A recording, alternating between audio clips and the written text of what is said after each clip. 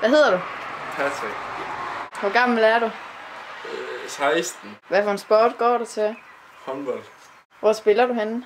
I Team Tønder. Hvor skal du spille hen næste år?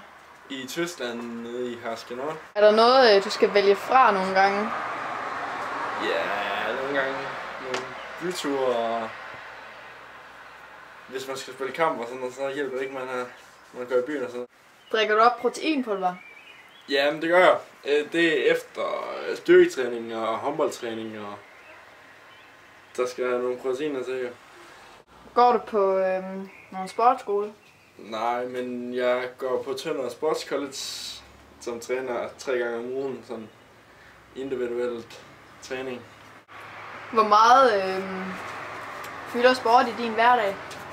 Det fylder rimelig meget, sådan, det er 5 dage om ugen, og cirka 15-16 timer.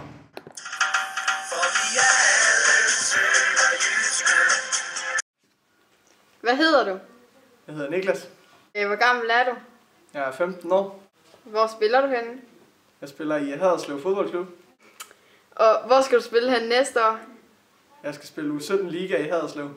Er der noget, du skal vælge fra nogle gange?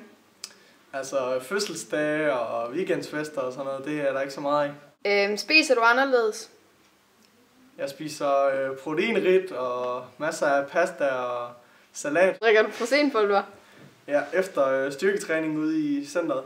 Går du på nogen sportsskole? Nej, men næste år skal jeg gå på Haderslev Idrætsakademi. Og hvad er det? Det er et akademi, hvor man bor sammen med andre idrætsudøvere fra alle mulige sportsgrene. Ishockey og håndbold osv.